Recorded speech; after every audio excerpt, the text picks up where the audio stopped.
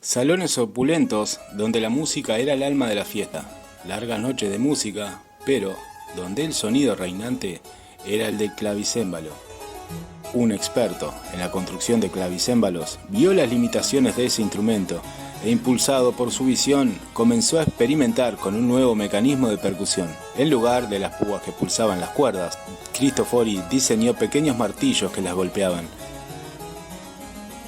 A partir de ese momento, la música cambiaría para siempre, y si bien Bartolomeo Cristofori no vivió para poder apreciar la magnitud de su invento, su clavicémbalo, col pianoforte o pianoforte, nos encuentra 300 años después para contar su historia.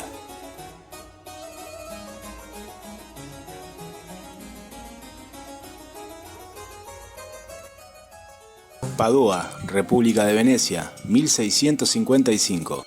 Bartolomeo Cristofori era un luthier. Allí mismo, en Padua, tenía una reputación como inventor, aunque muy poco más se sabe de su vida por aquellos tiempos. Existe una leyenda que narra que sirvió como aprendiz del gran fabricante de violines Niccolò Amati.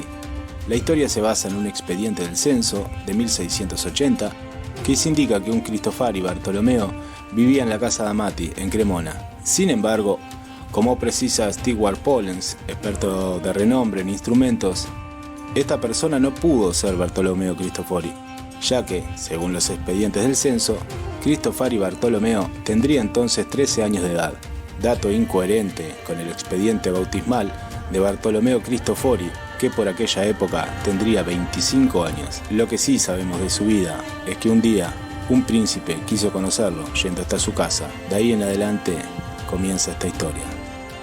El príncipe Fernando de Medici, además de estar fascinado con la música, estaba fascinado por las máquinas y los mecanismos. Tenía una colección de relojes y de instrumentos musicales. En el año 1688, el príncipe Fernando, quien era un gran melómano apasionado por la mecánica y las matemáticas, viajó a Venecia para asistir al carnaval. Allí conoció a Bartolomeo Cristofori y a raíz de ese encuentro, el príncipe le ofreció trabajo para que sea el nuevo encargado de construir sus instrumentos. El príncipe Fernando de Medici, además de estar fascinado con la música, estaba fascinado por las máquinas y los mecanismos. Tenía una colección de relojes y de instrumentos musicales. Lo curioso de todo esto es que en Florencia había una gran cantidad de técnicos de instrumentos, así que hubo algo que llamó poderosamente la atención de Fernando. Por eso le ofreció el puesto a Cristofori, con un salario más alto y mejores prestaciones que a su predecesor. A los 33 años, Cristofori se fue a Padua, a Florencia. De ahí en más, trabajaría construyendo instrumentos y uno de ellos sería una maravilla. Uno de esos inventos que cambiaría el mundo para siempre.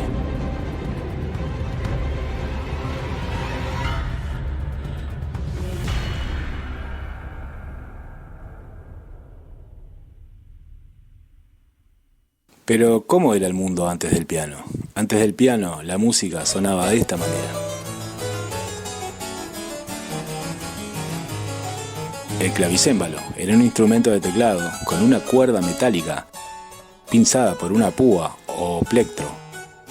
Y aunque su estructura y la forma de accionar el mecanismo que hace vibrar las cuerdas mediante teclas es parecida, no es exactamente lo mismo. Cuando uno escucha el sonido clavicémbalo, lo que se nos viene a la cabeza son los salones cortesanos del siglo XVII y XVIII. El clavicémbalo tenía una limitación, la incapacidad de variar la intensidad del sonido con cada toque, con cada nota, ya fuera pulsada, con suavidad o con fuerza, resonaba con un volumen prácticamente idéntico.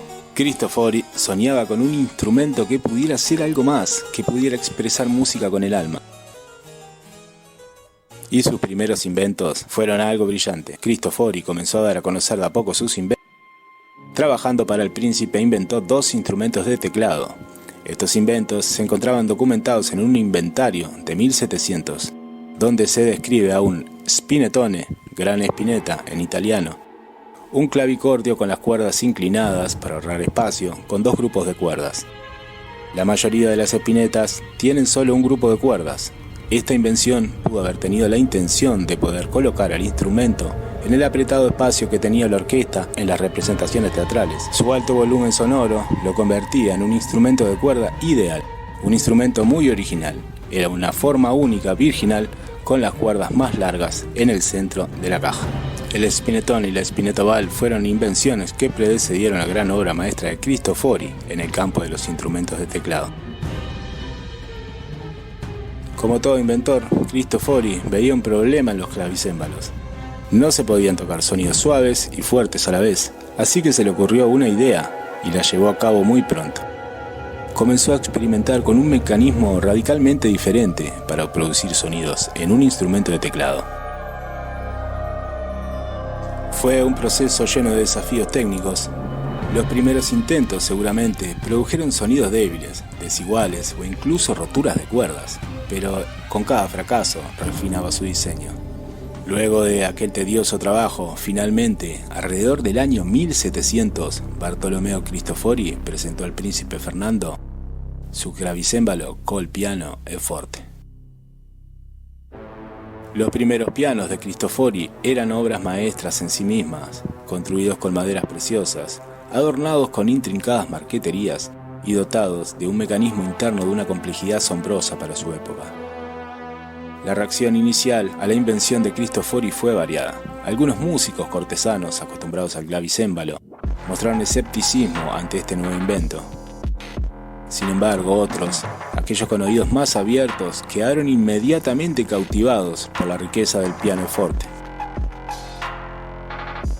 Pero este no fue uno de esos inventos que tuvo éxito inmediatamente. El piano era muy costoso de construir. La popularización del piano llegó gracias a los compositores alemanes. Quien más contribuyó a la consagración de su sonido fue Ludwig van Beethoven, quien compuso 32 sonatas para piano. A medida que avanzaba el siglo XVIII, compositores visionarios como Johann Sebastian Bach y sus hijos comenzaron a explorar las nuevas posibilidades dinámicas que ofrecía el piano. Pero fue en la segunda mitad del siglo XVIII y principios del XIX que con el surgimiento de genios como Amadeus Mozart y Ludwig van Beethoven que el piano floreció plenamente. Mozart, un virtuoso del teclado y un innovador en la composición, escribió conciertos, sonatas y otras obras maestras que explotaban su capacidad expresiva. Beethoven, un titán de la música, llevó el piano a nuevas alturas. El piano se convirtió en el instrumento central de la música occidental.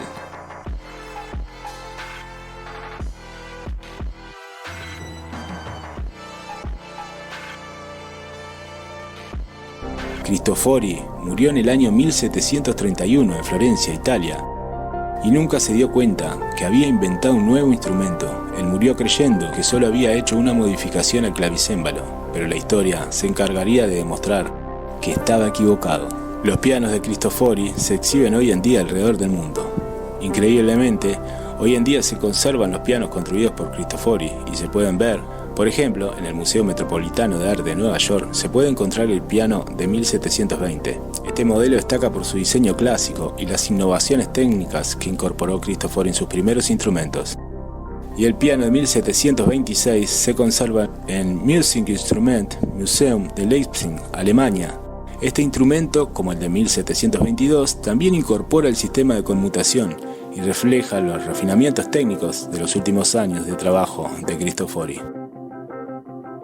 Lo que hizo revolucionario el piano de Cristofori fue el mecanismo de cuerda percutida, ya que sus cuerdas eran pulsadas por martillos de madera recubiertos de cuero, en comparación con los clavicémbalos, que no dejaban vibrar las cuerdas después. El resultado, un sonido potente y lleno de expresión, que superaba a los instrumentos de la época.